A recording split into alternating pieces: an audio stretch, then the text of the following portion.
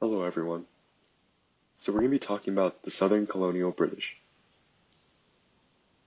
First up, reasons why England colonized and settled in America from 1500 to 1754.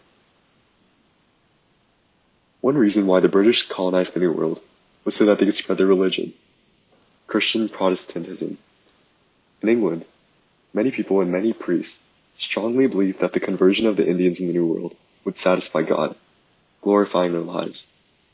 The Queen of England, Elizabeth I, being very religious and having a near divine image, agreed with this idea and sent many ships carrying missionaries and people to the New World. Another reason why the British settled in the New World was so that the people of England could start a new life and have a fresh start. From around 1500 to around 1800, the population of England grew a lot. This led to the rise in cost of land and the decrease in income from jobs like farming. As prices rose, wages remained the same, leaving a lot of people landless and jobless. Hearing that the jobs and land are abundant, and the opportunities are endless in the New World, many people forced to live in poverty decided to travel there to get another shot at a better life. Okay, so the first colony. Charleston, one of the key cities in the British colonization of the Americas, was founded in 1670 as Charlestown, honoring King Charles II of England. Charleston attracted settlers because of its fertile land and its strategic location between the Cooper and Ashley rivers. Being on the Atlantic coast, Charleston was a major economic seaport that played a big role in European mercantilism and the transatlantic slave trade. Ships carrying raw materials like deerskin, rice, indigo, and cotton were sent to Britain, and in return, ships carrying high-quality British manufactured goods were sent back. The city was built entirely on slave labor. Primarily, Africans shipped from Africa on the Middle Passage were used as indentured servants through bondage.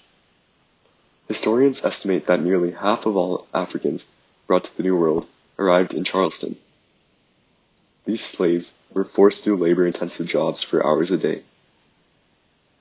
Overall, slavery in Charleston largely influenced the American identity from 1500 to 1754, as land was abundant and labor was not. Slavery spread across the New World as slaves were traded and sent to different lands from Charleston. Charleston can be considered as the gateway to American slavery. The next colony is the Savannah Colony in Georgia. Founded by the philanthropist James Oglethorpe, Georgia received its charter from King George II in April 1732. In November 1732, Oglethorpe, along with 114 other British colonists, sailed from England on the Anne. It was Britain's first colony in 5 decades, as well as its last colony. Georgia was established to protect South Carolina and other southern colonies from the Spanish, who resided in Florida. Later that year, he directed the expedition of colonists that landed in Savannah, early in 1733. Savannah was the first step in the creation of Georgia. Oglethorpe worked tirelessly on behalf of the colony during the initial months to establish it. Oglethorpe violated the trustee policy to permit Jews, Lutheran Salzburgs, and other persecuted religious minorities to settle in Georgia. Concerning Georgia's Indians, James had an enlightened policy, always respecting their customs, language, and needs. Land cessions were also agreed to by treaty according to proper Indian customs. James Oglethorpe had envisioned a colony that would be settled by debtors and the unemployed. This contributes to the notion of the American dream, which is the belief that anyone, regardless of where they are born or what class they were born into, can attain their version of success in a society where upward mobility is possible for everyone. Savannah, Georgia has a very favorable climate year-round and has many nutrients and minerals in its soil, encouraging and benefiting agriculture.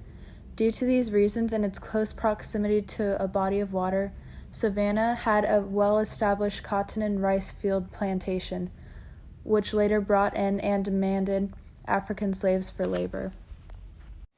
The next colony that we are going to talk about is the Jamestown Colony, located in current-day Virginia.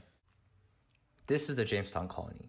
The Jamestown Colony, founded on May 14, 1607, led by Captain John Smith under the Virginia Company, was in search of two very simple things: gold and trading opportunities with the Native Americans. However, it wasn't very easy. The moment they arrived on the shore of Jamestown, they were attacked by the Powhatan Pamunkey tribes, who at the time resided in what the colonists named Jamestown.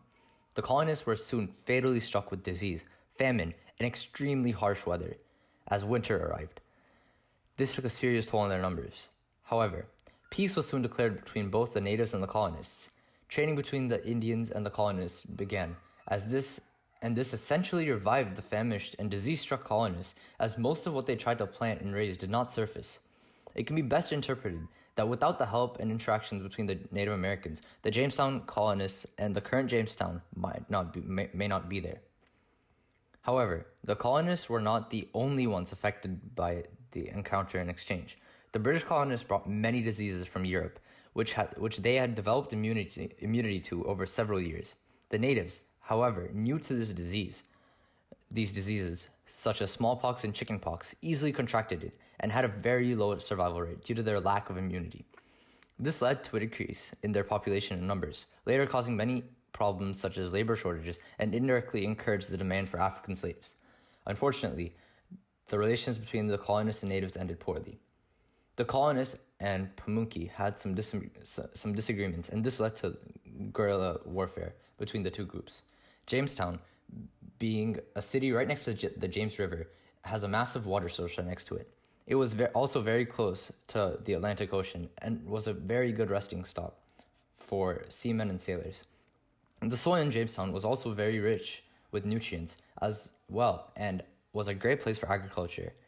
With the help of the natives, the colonists were able to plant and grow many local plants and raise livestock. All of these historical identifications of Jamestown attracted many colonists and sailors. They were also very popular in selling and growing tobacco. Jamestown and its colonists heavily influenced the American identity during 1500 to 1754. Being the first English North American colony to have a representative government, the Jamestown colonists, among the other pioneer colonies, helped set the foundation and inspire the government we have today. The representative government, assembly/government of the Jamestown colony, and many others helped play a huge role in the Great Reforms and helped get rid of military governments. This led to the creation of new democratic societies, what we see in America today, which allowed for the people's voices to be heard and worked on the rules and consent of those who are governed. Next is the Williamsburg colony. Williamsburg was founded in 1632 as a fortified settlement with the name Middle Plantation. But in 1699, the colonial leaders of Virginia petitioned the Virginia Assembly to relocate the capital from Jamestown to Middle Plantation, which was on higher ground and 5 miles inland, in between the James and York rivers.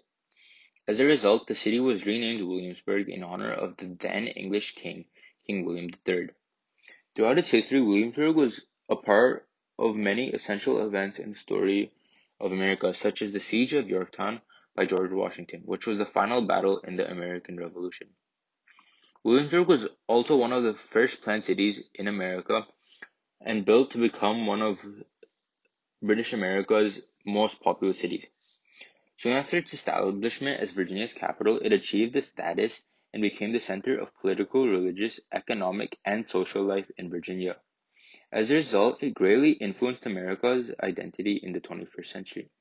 For example, the College of William and Mary, which was founded in 1693 as a public college, has produced multiple influential presidents such as Thomas Jefferson, James Monroe, and John Tyler, who were integral to the creation of American identity in early years of American history. The most important person from that group was Thomas Jefferson, a founding father and the principal author of the Declaration of Independence. Also, the College of William and Mary was one of the first public colleges in the U.S. As a result, it helped develop the American university system into what it is today, an opportunity for young adults to move up in the world and live out their American dream, both of which are integral parts of American identity in the 21st century. Thank you for watching our presentation, and we hope you enjoyed it.